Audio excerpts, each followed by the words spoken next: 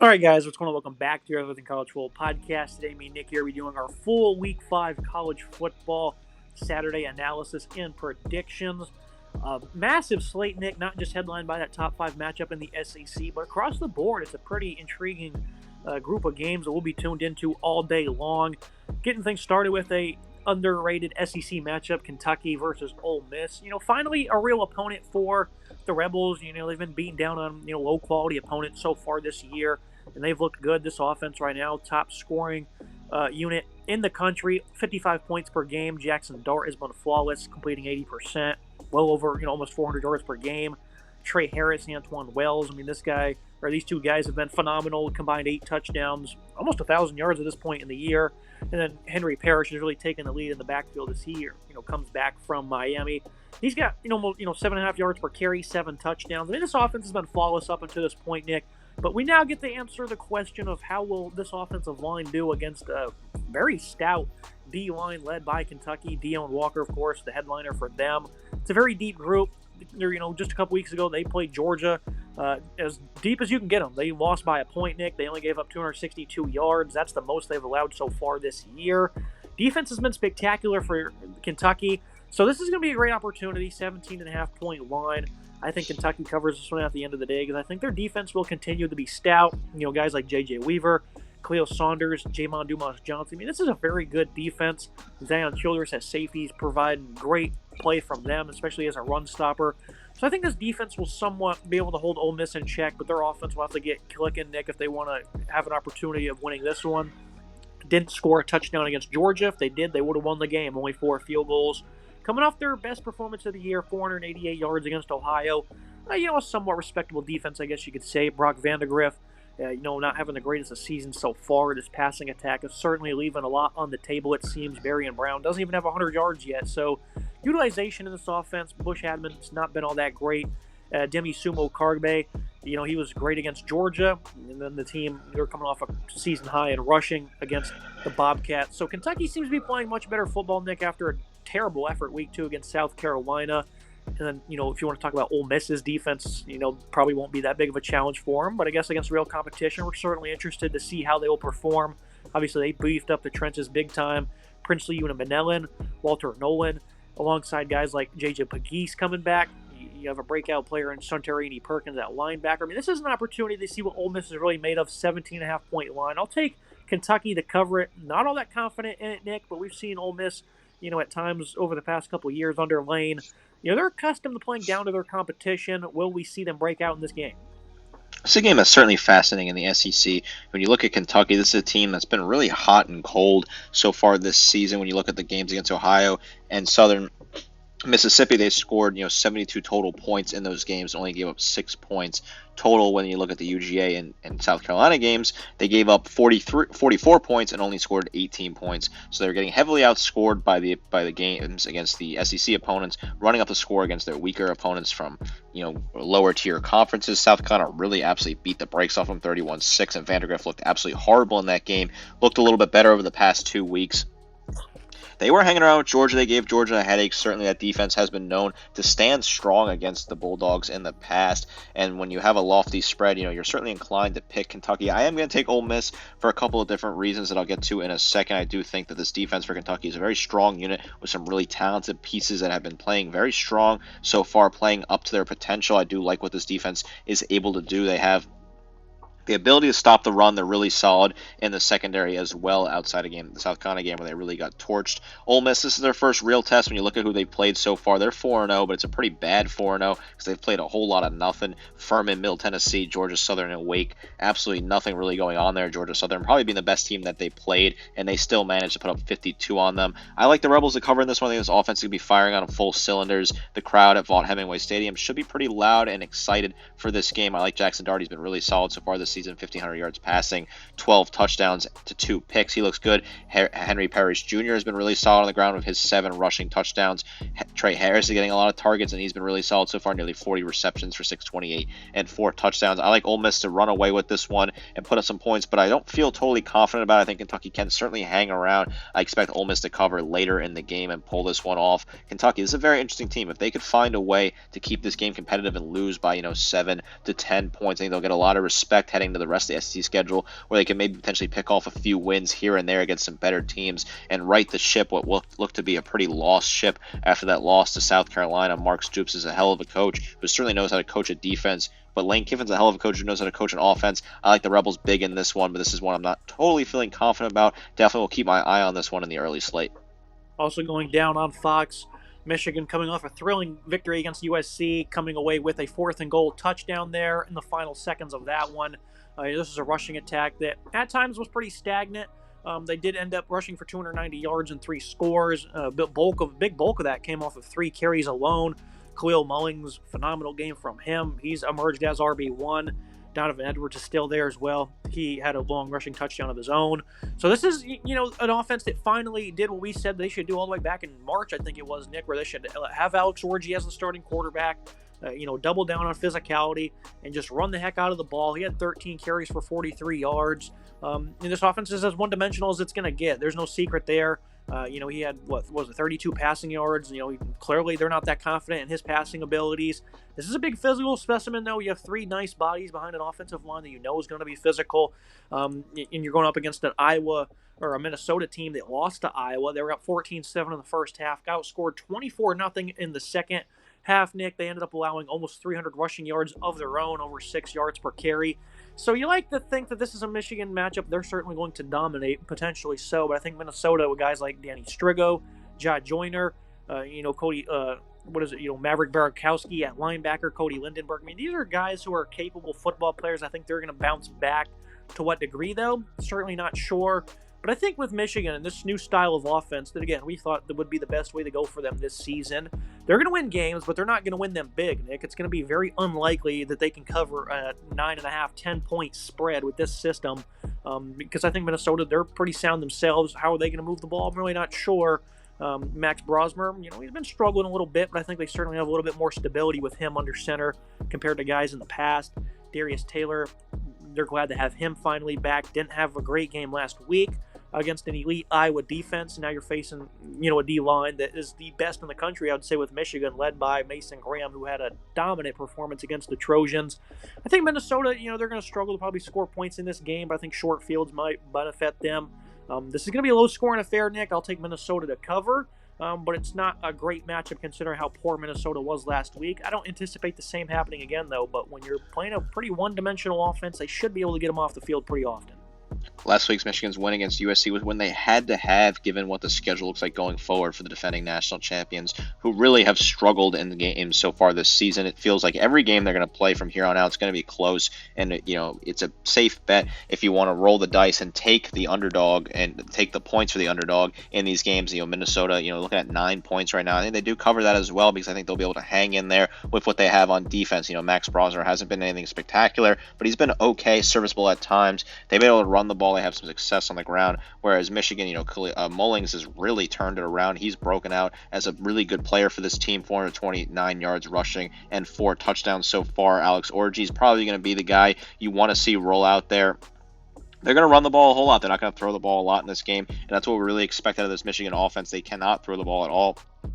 Orji has been, Orji and Davis Warren have not been great passing the ball. Khalil Mullings and Donovan Edwards are going to carry the bulk of the load, while Orji will use his legs in different situations. Mullings 8.1 yards per carry, so certainly a guy that can break. We saw him break some big long rushes in that USC game that really got them in a good position before scoring the game-winning touchdown late in the game. I do like Minnesota's defense. I think they're a solid defense so far this season. They shut out Nevada and URI early on in the season.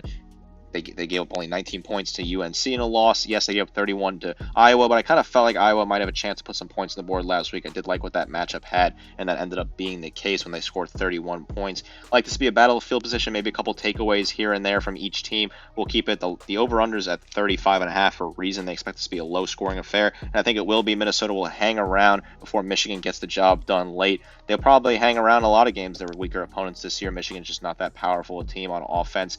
Great defense, great defensive battle. I'll take the Wolverines to pull out a close one here as they move on and try to figure out what they can do with the rest of the season. Going down in Manhattan on ESPN, a ranked matchup between Big 12 opponents.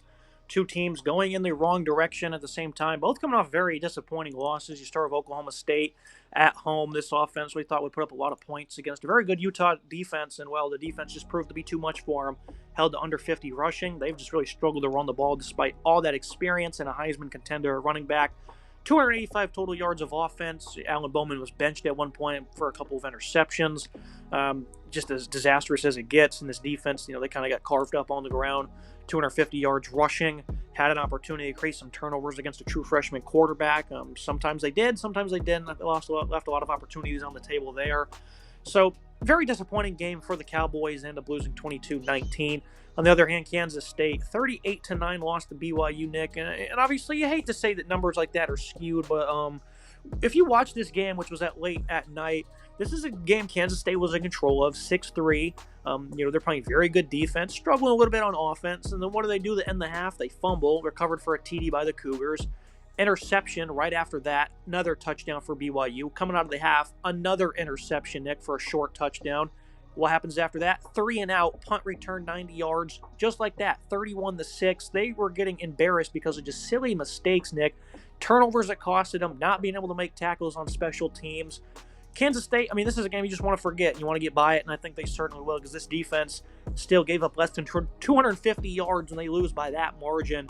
Very telling, Nick. If you don't look at this, if you didn't watch the game, you just don't know that, right? So giving up almost 40 points there was not on the defense one bit. Still a very good team. I thought after the Tulane game that they would bounce back on defense against Arizona. And they did it very impressively. They gave up an opening drive touchdown. That was it. They didn't allow a single point the rest of the game against the Wildcats. 324 yards of offense for Arizona in that one. Very good defense still. They're great at linebacker, guys like Desmond Purnell and Austin Moore. Brendan Mott coming off the edge. I like the secondary. VJ Payne, Keenan Garber, Jacob Parrish. This is a tough matchup in terms of weapons for Oklahoma State. Dejon Stribling, Rashad Owens, Brennan Presley, a phenomenal trio, one of the best in America you'll see all year. I like Kansas State to get back on track on this one. Avery Johnson's got to regain his confidence, though, Nick, because after he made some mistakes, he just did not want to throw the ball, it seemed like.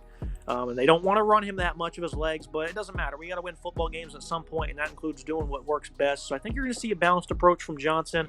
He'll showcase more confidence in his arm, even though they don't have a game of even 190 yards passing yet this season. Probably a lower scoring affair here, but I'll take Kansas State to cover, maybe win this one by a touchdown. Two teams last week, though, Nick, that are pretty embarrassed. Two teams that were very embarrassed, especially Kansas State. I know that you made some comments, obviously, about how the score doesn't really reflect what happened in the BYU-Kansas State game, and that's a very fair assumption. BYU had some crazy luck in that game, but I still think 3 turnovers was inexcusable by this Kansas State offense, and Avery Johnson did not play well. 15 of 28, 130, and 2 interceptions. Not good enough from him at all. He does not really look the part so far this season. I know they had 367 total yards of offense, and BYU only had 241, but I still think this is a concerning result for Kansas State. They looked bad in special teams. They looked bad on offense. The defense wasn't terrible despite the 38 points given up, but again, some special teams were involved, some turnovers, gave some short fields. Still, I think this reflects very badly on Kansas State. I'm very worried about them going forward. I'm also worried about Oklahoma State, who did not look great against Utah, even though they only lost by 3. I still think that Oklahoma State has the momentum for this game. I think they're going to win this one in a battle of two teams trying to bounce back. I like the Pokes in this one. I think Alan Bowman's going to get back on track. I think Ollie Gordon's going to finally start to hit his stride at times. This will be a lower scoring game. I think that both defenses will have a solid day. I like the Oklahoma State offense a little bit more here. I like Bowman to protect the ball, be safer with it. Even though he does have 4 picks this season, I do think he'll be a little bit better, a little more responsible, and I think he can put up more yards in this game and get the job done. I just don't trust Avery Johnson right now, who's been disappointing, bitterly disappointing, if I do got to be honest with you. I really am upset with his performance, not living up to what I had hoped for him. DJ Giddens, he only has 1 rushing touchdown so far this season. Wanted to see more out of him. Meanwhile, I think Ollie Gordon can finally hit that full stride. I like the Pokes in this one. I think it's going to be a closer affair, probably a couple points separate these two teams, but I'm going to take Oklahoma State in this one. I think they're going to bounce back. The Big 12 is wide open here, right? Even though both these teams have a loss in conference, I think they can both find a pathway to potentially win the conference if they sort out their respective issues. I just trust Oklahoma State and Mike Gundy a little bit more. I think they're going to Manhattan and beat the Wildcats here, give the Wildcats 2 straight losses in a row, and sort of start to put together a solid piece for the Cowboys. They try to recover what was a pretty disappointing game at home against Utah this past weekend. Yeah, the KSU rushing attack has still been very good and very consistent this year. Giddens over 100 yards per game. Edwards has been effective. So I'll go ahead and stick with Kansas State. One last point I'll make is that against BYU, the Cougars had one scoring drive of over 40 yards, and that was a field goal in the first half. I think that's all you need to know right there when it comes to that game. They're going to put it behind them, though, in this one. Looking at the final one we'll discuss on this, opening 12 p.m. slate. BYU and Baylor, the aforementioned Cougars, and obviously I just talked about that game, so I'll kind of keep it short with them. The offense, I just don't think they're going to do much in this one. Baylor, obviously, they should have beat Colorado. Shedeur Sanders ended up with 350 passing yards. BYU, I don't think they're going to be anywhere in that stratosphere. The quarterback they have in Jake Retzlaff has been playing some solid football, about 250 yards per game, 9 touchdowns and 3 picks. He's also the leading rusher as well. I mean, they're really not running the ball all that well, I guess you could say. I mean, against Wyoming, they were solid against an FCS opponent. Still about 4 yards per carry this season. I think they have some nice receivers, Darius Lassiter, Chase Roberts. But I think this, again, it was kind of skewed. It was kind of a fluke victory, I guess you could say, by BYU. No disrespect, because I think Kalani Sitake's a great coach. 4-0. That's a very impressive mark so far this year. And they've definitely done that with defense. And, that's why they beat the Wildcats so handily. And I think Baylor, they'll being at home, coming back to Waco, they're going to have to put that one behind them, Nick. They should have won it. It is what it is. That's how football works out sometimes. They're still putting up 30 points per game. Sawyer Robertson's a nice dual-threat quarterback for them. Their run game, is playing, better. And, it's been a little bit more consistent than it was a season ago. In this defense, though, I think they're certainly playing with more of an edge than they did last season. So I think they'll kind of force this offense to, be in tough third downs. They'll force plenty of punts in this one. They got veterans of their own, guys like Matt Jones, Garment Randolph up front. And in the secondary, they have some guys like Carl Williams, Corey Gordon. They're pretty impressive, and I think are going to continue to be great for this defense. And then getting back Lorondo Johnson at corner, he's been splendid for them. So I think Baylor's going to win this one. They're going to cover it, Nick. BYU, obviously, again, 4-0 is very impressive. You are a good football team. Are they as good as we think they are? Probably not. I think this is still a really respectable BYU team that beat SMU and Wyoming earlier this year on the road, beat Kansas State this past weekend. I'm going to take BYU in this one. I feel like this offense will be able to get the job done in a tight contest. I can certainly see it being a lower scoring, tighter affair. I think Retzlaff has been really solid so far for this offense, 998 yards passing, 9 touchdowns to 3 picks. He looks really comfortable, plus 100 yards on the ground as well. So this is a guy that you could see a lot out of Retzlaff. I think he's been a really solid quarterback so far this season. I've been pleased with the BYU offense. I think this offense is a lot better than I think most people expected it to be. We weren't super high on this BYU team coming into the season, but I think they've kind of figured it out with their nice balance on the ground. Chase Roberts, 310 yards receiving, 18.2 yards to grab, and 1 score, which I think is a really solid start to the season for him. They do a by-committee approach on the ground. A bunch of different backs have rushing touchdowns so far this season. They have good balance, in my opinion. I think they're going to match up here against a Baylor team that hung in with Colorado, that lost in the last play of the game. Baylor, that is, I think, does have good balance on offense as well. I think Robertson's a really solid quarterback. I do like what they have in the backfield. But I like BYU to grind out a game, get the job done on the road here. And this Cougars team's for real now. This team's 4-0. They're really solid. They went in and beat SMU on the road in a game that was that sort of grinded out, kind of close contest with the SMU earlier in the season. I expect a similar close contest to that, where you just grind it out, you get the job in the end, some really key rushing attacks late in the game, chewing clock. I like BYU in this one. I think it's going to be certainly a tight one, and a game that I think not a lot of people are talking about in this early slate, but a game that BYU, if they move to 5-0, you certainly got to look at them, because as I said in the previous game, the Big 12 is wide open. There's certainly a pathway for a lot of these teams at the top to figure out and win that conference and get that auto bid. If BYU moves to 5-0, I think people got to start taking them very seriously, because they're a really solid offense that has a pretty good defense as well. I like what the Cougars can do. I'm going to take them to win this game as well. Moving to the mid-afternoon, 3:30 slate, Wisconsin going on the road, taking on USC. Badgers got a bye week fresh off dismantling by Alabama, while the Trojans coming off a heartbreaking loss in Ann Arbor to Michigan on the final play. You're going to look for this run defense to step up. They certainly played good at times, but for the most part, they still allowed 3 big runs. They really ended up putting that game in the victory column for Michigan. In Wisconsin, they have a veteran offensive line, a lot of seniors, a lot of experience. Ches Malusi, a very good running back. I think this is a team that's really struggling to find their footing on offense. I think maybe with Braden Locke, more of a athletic quarterback, a guy I think's better than Tyler Van Dyke potentially. I don't think he's all that great. It's unfortunate he went down with a bad injury though, so certainly wish the best for him. Again, Nick, they're just not finding their footing. Will Pauling, Bryson Green, some nice receivers the Badgers do have.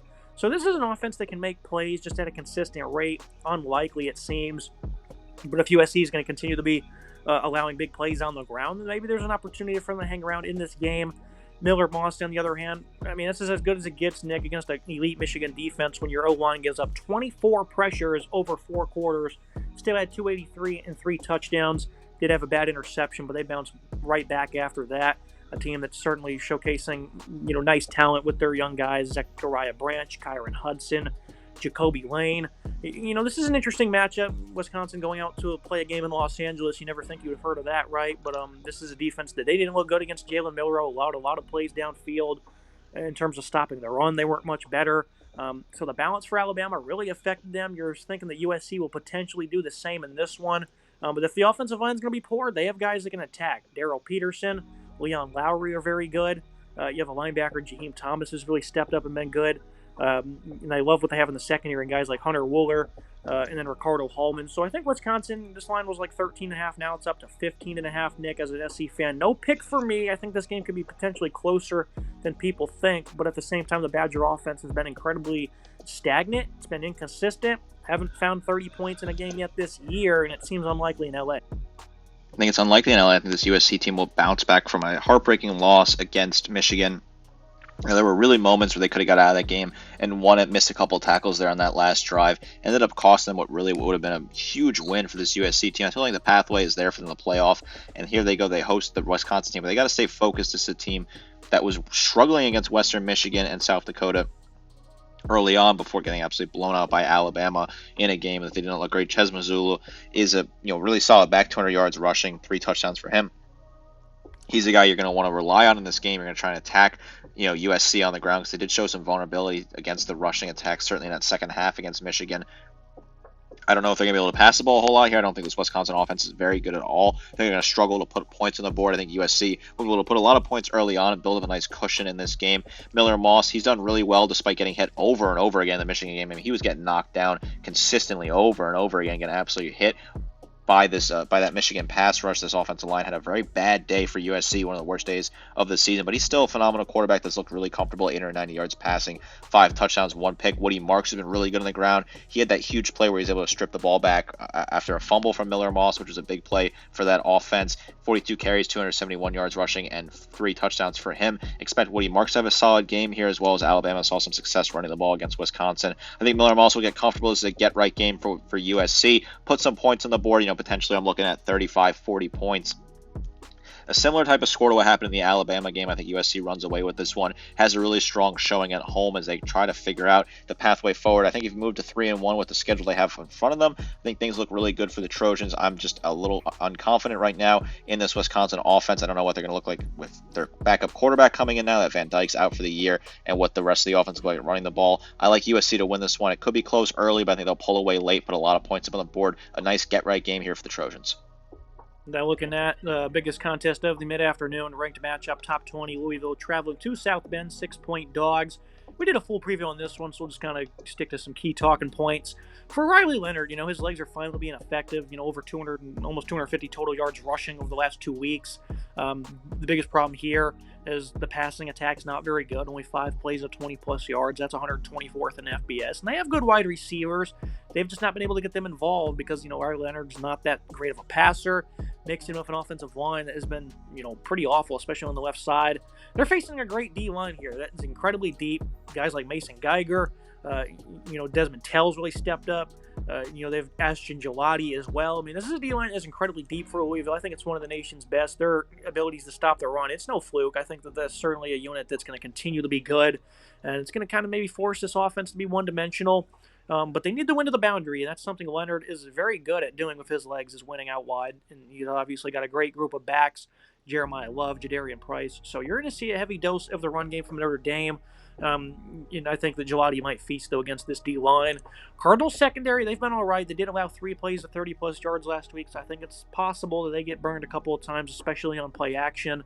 No one that can really stretch the field for Notre Dame, though, so I expect pretty good effort from Louisville in the back end. On the other side of the ball, Tyler Shaw, he's been an elite quarterback so far this year, especially under pressure. He's typically been, rattled in these positions. He's finally seeing continuous action now in terms of health. I think it's certainly benefiting him.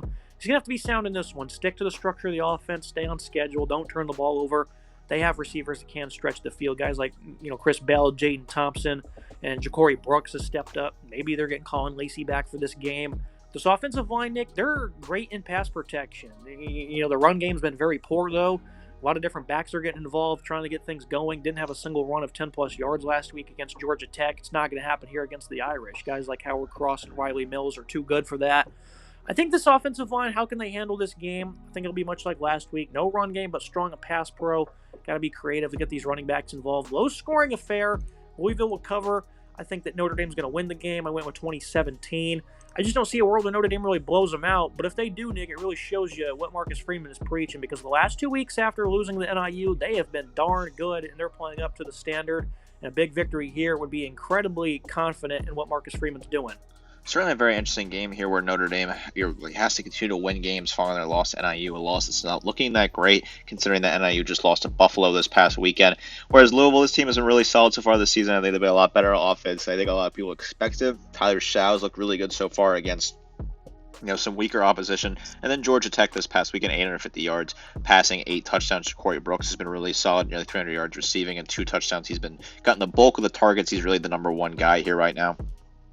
I have been impressed with this Notre Dame offense and this Notre Dame defense. They've given up only 10 points over the past 2 weeks. This run defense has been really strong. Louisville, they're going to want to run the ball here. That's what they've been doing so far this season. Had a lot of success on the ground. They're going to try to find a way to attack on the ground. I have the Cardinals winning this one. I think it's going to be a close battle. I'm thinking 24-21 type of result here. Marcus Freeman, he has to win this game basically. This has certainly not been a great start to the season considering the loss to NIU, but this team is still in the top 25, still in the hunt, all things considered.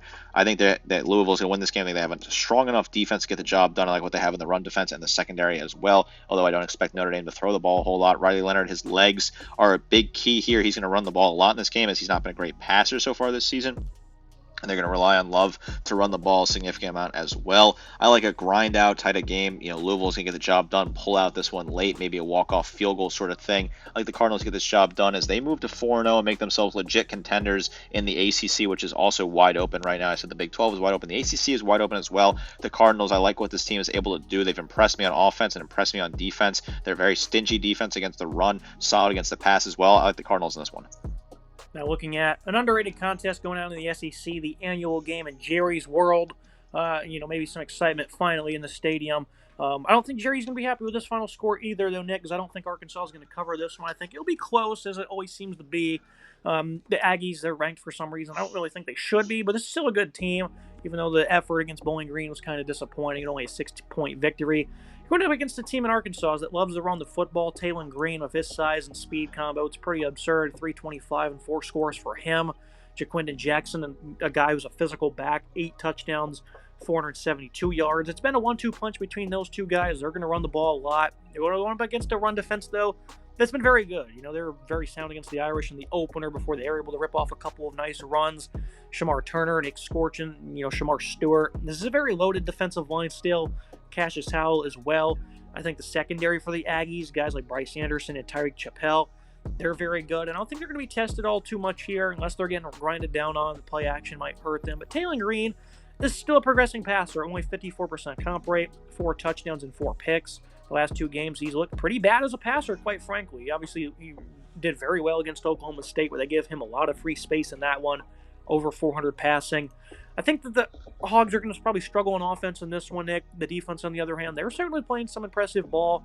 Xavier Sori at linebacker has been great for them. This linebacking group certainly playing better than we expected early on this season. They're facing a rushing attack that's also pretty red hot. They've had over 1,000 yards already this season. One of the top rushing groups in America, led by Le'Veon Moss.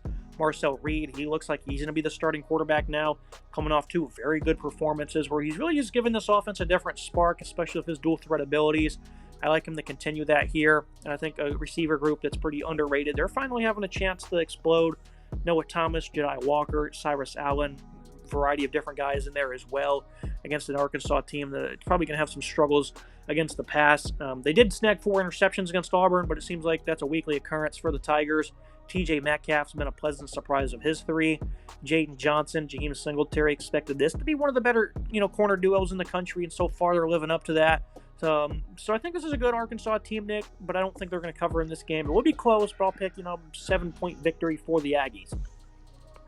I feel the same sort of way that you do. I think Texas A&M will win this game, by probably, 5 to 7 points, barely covering the 4-point line, depending on what book you get it at this moment in time. I do like what this Arkansas team has been able to do so far this season, 3-1 through 4 games. I think is a lot better than what most people expected, including, they should have beat Oklahoma State. This team should be undefeated, but they blew it late against Oklahoma State. They beat down on Auburn last week and really, gave another embarrassing loss to the Tigers down there on the Plains. I like what Green's able to do on the ground. He's a really solid quarterback in terms of running.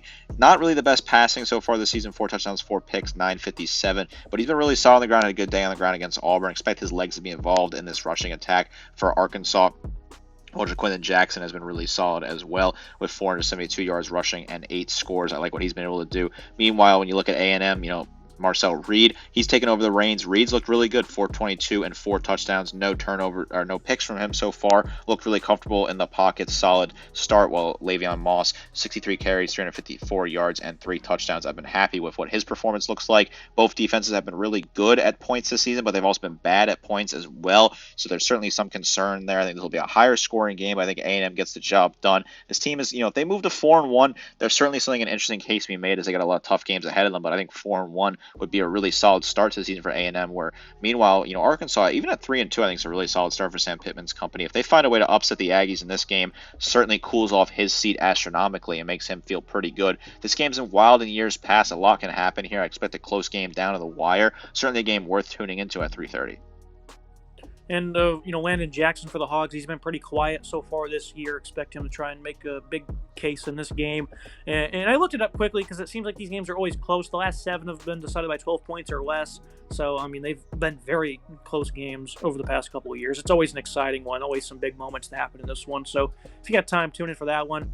Another one we did a big breakdown on, Colorado UCF. We'll kind of keep it short as well.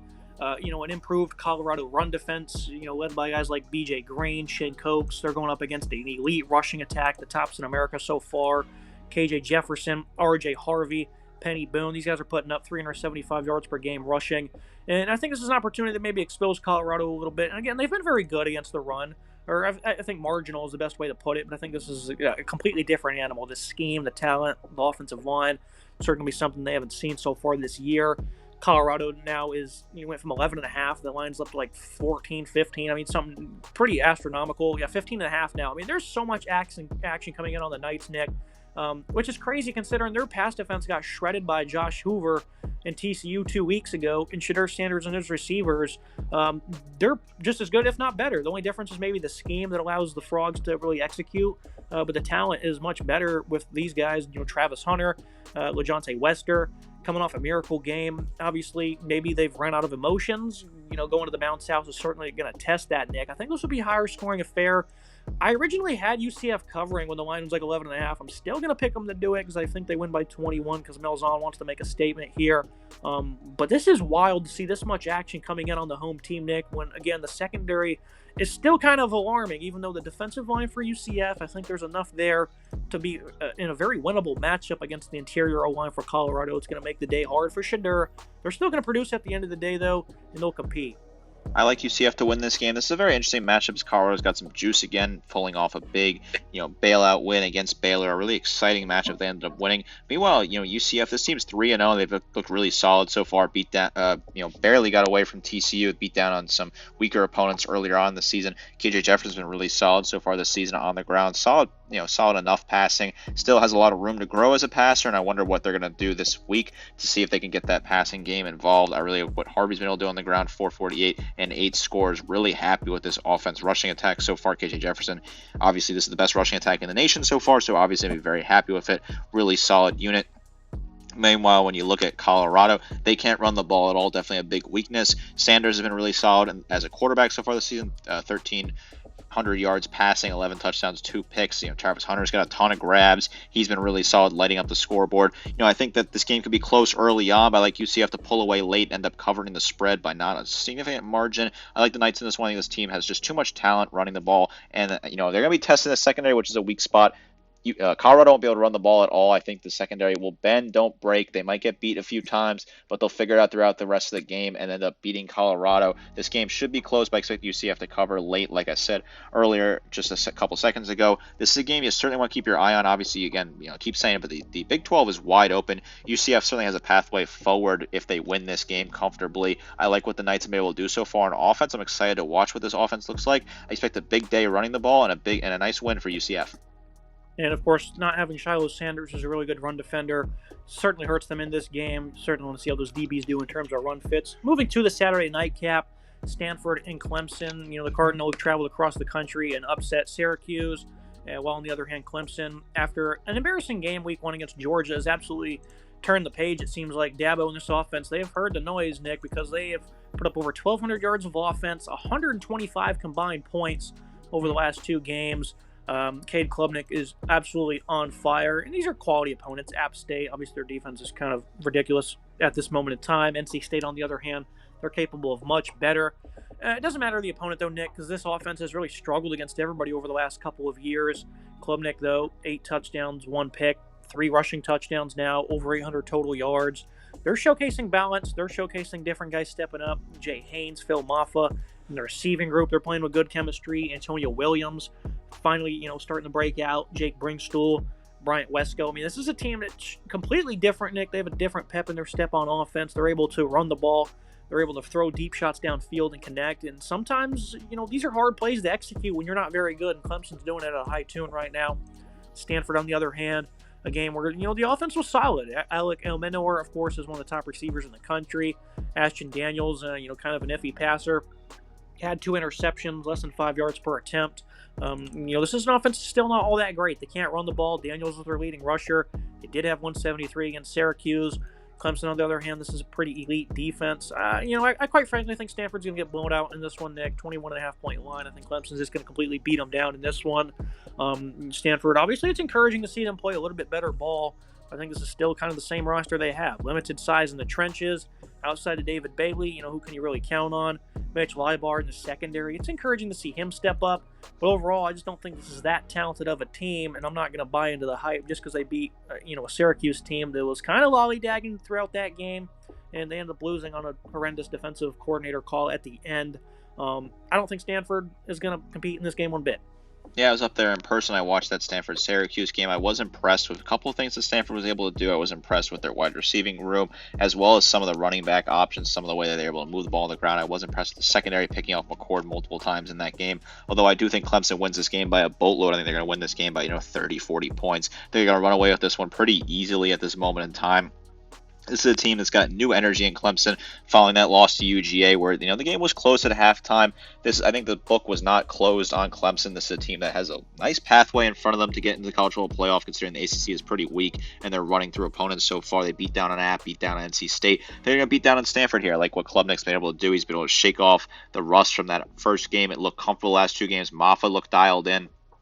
Antonio Williams has 159 yards receiving and 3 touchdowns. Been really happy. The defense has been really strong at moments in time this season, especially in the last 2 games. I know they gave up 35 points to NC State, but I still think the defense was really solid in that game, and they were solid against App State as well. I expect them to have an equally solid game in this one. Meanwhile, Stanford, I thought Daniels was a decent quarterback performance against Syracuse. I think he's still a player that's developing as a passer, really solid quarterback on the ground. Had a couple of nice throws, though, in that game to get them into that field goal position where they were able to walk off the game. I think that was more of a one-off from Syracuse than a consistent thing from Stanford. I just think Stanford's going to struggle in this one. Long travel, all that stuff is going to definitely add up, and you're playing in Death Valley. I like Clemson by a boatload in this one. I think this Clemson Tigers team is right where they want to be, right? I think Dabo's got his boys fired up and right where they want them to be. This team is firing. They moved to 3-1, comfortable so far, 2-0 in conference. They're going to be really happy down there in Death Valley. I think people are forgetting about Clemson because they lost so badly to Georgia. I'm not forgetting about this team. This team still means business. They still have money and still have a lot of juice in them. I like what they're going to be able to do this season. I think they're going to beat down Stanford pretty handily here. I will touch on the Clemson defense because I watched the entirety of that game.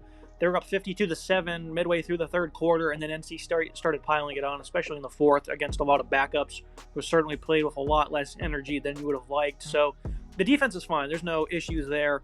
But again, the backup's not playing with the same energy. Certainly isn't great. I know Dabo's going to light into those guys and it won't happen again. Certainly skews those numbers, though. Moving to the biggest matchup of the year thus far, another one we did a big 30-minute or so breakdown on, Alabama going to Georgia. I'm going to take Alabama outright in this one, Nick. I picked them in the preseason to win this game and then lose a rematch in Atlanta. Obviously, everyone's going to talk about how the last game for Georgia against Kentucky, they got outplayed in. That means they're going to come out here and be aggressive and angry and fiery. And maybe that's the case, right? But at the same time, that same day, Alabama went on the road and played a great game themselves. So let's not forget about that. This is not just some team they're going to be able to come in here and play with that attitude against, and it's just going to work for 60 minutes. Carson Beck, he's certainly going to have a much better game. Great thrower of the football. Love his ability to throw across the middle. Having Arian Smith healthy is great news. This is a guy that might get lost against a pretty young secondary. That's certainly a little concerning. This is a very tough team to stop on third down. Anytime it's like 3rd and 10, 3rd and 15, they always seem to convert, especially in matchups like this. Run game, though, hasn't been all that great. They got out muscled at the line of scrimmage against Kentucky. The loss to Tate Ratledge at guard, it certainly isn't that great. I think his replacement, Micah Morris, he's going to be a great pass protector. But in terms of, run blocking continuity, it just doesn't seem like they will have the same thing. Ernest Green, Xavier Truss at tackle. These are good players. I just don't think they're great. They're playing up against an Alabama D-line that has been pretty splendid this year. Their linebackers have especially been playing well. Deontay Lawson, Jahad Campbell, they've been great. Tim Keenan up front. LT Overton had a monster game against the Badgers. These guys are incredibly deep on this side. Damon Payne as well. I mean, you just rattle off all kinds of names, Nick. Outside of Malachi Moore and Keon Sabb in the secondary, though, you certainly wonder how they will perform. But I think the Bama defense here will be a bit of the story. And I think Jalen Milroe, as long as he can avoid bad habits, fumbles, bad reads, forces in the coverage, staying confident in the pocket, that was an offensive line that was much better against Wisconsin now that Caden Proctor returned. Elijah Pritchett was healthy. They have another week now to be, back to 100%. Because we said Alabama, Nick, this offensive line and really just the entire team, when they're making mistakes, this is why they've been playing so many close games. If they can knock off the dumb stuff, they can play very good football. Finally did that out there in Madison. I think you'll see that consistency here at home. I think Nick Saban might be a part of the defensive game plan this week. And Kalen DeBoer and Milroe, I think, is a great pairing. Ryan Williams and, a slew of running backs and receivers are all stepping up in the supporting cast. I think Bama's going to win this game. I think they're going to win by 10 points, Nick. Obviously, again, you got to be wary of Georgia coming off a very close game against Kentucky, potentially lighting them up. I just think Alabama's a better football team. This is the big one down at Bryant-Denny, going off at prime time, 7:30 p.m. Eastern. This is the big one, right? This is the game that everyone has circled for a while. Number 2, Georgia, and at number 4, Alabama. Incredible teams, obviously. 2 teams with high pedigree. Kalen DeBoer gets his crack at Georgia after Nick Saban had his way with the Bulldogs for the most part over the past 10 years or so, winning a lot of those close matchups. I expect another close game here between 2 of the perennial powerhouses in college football. I think, Jalen Milroe, as long as he's focused, does not fall into bad habits, he's having a phenomenal season. I expect him to have another strong day. I think Jam Miller's been really solid on the ground so far for this offense. And then 17-year-old Ryan Williams has been an incredible sensation, playing better than I could have even imagined so far this season with 285 and 4 touchdowns. Limited the mistakes against Wisconsin, avoided turnovers, avoided penalties on the offensive line, and they were able to run away with that one, beating the Badgers by 32 points in a game that I was at up in Madison. Was very impressed with how the offense looked. Very impressed with the defense. Defense got some big turnovers, forced some big plays. The defense has been really solid so far this season across the board. The defense is really good. The defensive line, I like what they have. The secondary, I do have some concerns, but I expect them to have a solid day here. Meanwhile, for Georgia, Carson Beck has still looked really good, but they struggled against Kentucky, which was certainly uncharacteristic for them. Although the Kentucky defense, I think, is a really solid, underrated unit. They've struggled to run the ball a little bit. Ratledge is not going to play in this game, so that's certainly a problem. The offensive line has not been as phenomenal as it has been in the past for Georgia. The defense is still as vaunted as always. This is a defense that's very strong. I think this will be a low-scoring game. When you have a low-scoring game like this, no pick for me. But when you have a low-scoring game like this, for me, the team with the offense that is playing better at the moment is always the team I'm going to lean in that direction. No pick for me as an Alabama fan, a guy that went to that university. I'm very nervous for this game, certainly nervous for any big game the Crimson Tide are in, but this is the matchups that you dream of. These are matchups why you go to Alabama to play in these big games at Bryant-Denny under the lights. This is a huge opportunity for Alabama to get a big step forward in the SEC, a big step forward in the college football playoff race, and for Kalen DeBoer to get a huge signature win in his first season. Huge matchup, huge implications, certainly one to watch. Obviously, all of college football fans will be tuning in for this one. A really great game going down Saturday night. Another thing we talked about was, better use of Jalen Milroe's legs, especially in the red zone. Season high 14 carries, almost 80 yards, another 2 touchdowns. It's going to be interesting to see how they incorporate his legs into this matchup because it's going to be a big part of the offense. So I think it'll be a fun chess match in that regard. Going down at the same time at NBC will be Penn State, Illinois. 18-point line, pretty crazy because this is a good Illinois defense. And I think that these pass rushers and Gabe Jackas and Seth Coleman have a pretty good matchup because the tackles for Penn State aren't all that good. The interior seems like it's a pretty winnable matchup for the Nittany Lions, but I think it's just not going to be a complete cakewalk. This is a good rushing attack. Nick Singleton, Katron Allen, Drew Allers playing really good football. The receiving group, Tyler Warren, Amari Evans, and Harrison Wallace. Those 2 wide receivers have stepped up alongside the aforementioned elite tight end. On the other hand, Luke Altmaier playing really good football this year, Nick. A guy that I was very unimpressed with last year. Was not very good. So far, 10 touchdowns, no picks, completing 71%. Best game of the year just came on the road against Nebraska. A very rowdy home environment for the Cornhuskers. Now you turn around and play Penn State the next week. I don't think that, obviously Penn State fans will disagree, but I don't think in terms of home environment it's not going to be all that different than what he just saw. He has a great duo of pass catchers in Pat Bryant, Zakaria Franklin. Going up against an elite Penn State defense, though, Nick, on the other hand, they have a lot of heat up front. Zane Durant, Abdul Carter, Danny Dennis Sutton coming off the edge. I mean, this is some heat you got to be prepared for, and the O-line's played well for Illinois up until this point. They have guys who can fall forward in the run game with their size, so they can try to stay ahead of the sticks. They're not going to be able to run the ball for much in this game, but if you can get 2 or 3 yards on certain drives, on certain plays, and stay on schedule, you'll have an opportunity, I think. Kevin Winston Jr., one of their safeties, is out, though, so maybe you can try and attack him downfield.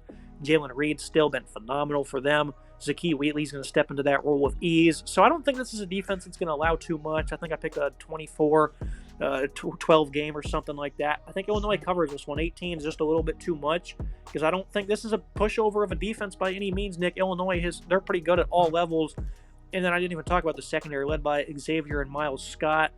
These guys are ball hawks along with the ability to be great against the run. So I think Illinois defense will impress in this one.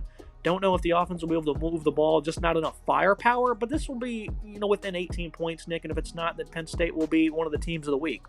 I can't believe this line is at 18.5. That seems like way too high for me. This Illinois team's 4-0 for a reason. They just knocked off Nebraska on the road in OT. This is a very good Illinois team that has a really strong defense and an offense that seems to be finding out. No disrespect to Penn State, phenomenal home environment, a phenomenal team. That's 3-0 that beat down on West Virginia, the game I thought would be close, absolutely killed Kent State this past weekend. But Bowling Green showed some weaknesses in this defense, showed some weaknesses in this offense as well. So I think this game is going to be a lot closer than what the books are indicating. Altmaier, been impressed with him so far. 10 touchdowns, 862 yards passing. He looks comfortable. Fagan running the ball for 242 yards rushing and 3 touchdowns. Very happy with that so far.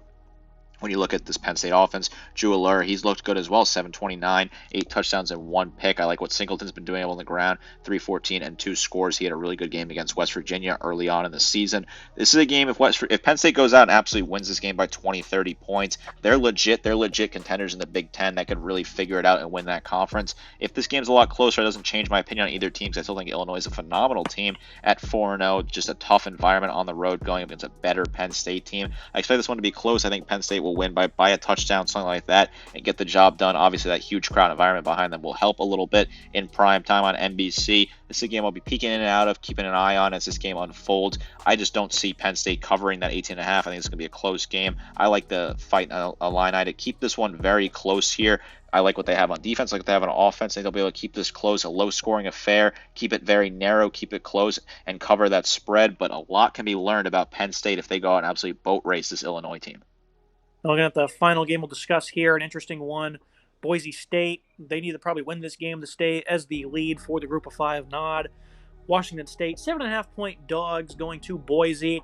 This is a fun offense the Cougars have, Nick. They're putting up over 46 points per game. They had 627 yards of offense last week. That's not even the season high for the year. They had more than that against Portland State by 10 yards. Great group here. I think John Mateer, this guy is phenomenal to watch. I mean, his shiftiness as a runner is ridiculous. His arm angles and his release. I mean, this is a fun quarterback overall. 16 total touchdowns, averaging almost 400 total yards per game thus far. Going up against Boise State, who also just played a common opponent of Portland State. And this is a great rushing attack led by Ashton Gianti. 9 touchdowns, 586, 10 yards per carry for him this year. slowing him down, that's going to be tough to do. This is a Washington State defense. It's certainly playing with a lot of urge. They've been pretty solid against the run this year. This will be a different test for them. San Jose State ended up dropping 52 in that game. That was a back-and-forth contest where they ended up giving up 491 yards in that one. So this defense has certainly not been good. They've given up 450-plus in every game this year, but they did come away with some big stops against Washington, including at the goal line. They do have nice players in Andrew Edston, Raham Stevenson coming off the edge. So there's some guys that can make plays for them. Everyone probably just thinks Boise State's going to run away with this one, Nick, but their defense isn't anything special either. I know Oregon didn't have the greatest of numbers, but they did make plays in terms of special teams, 14 points that is.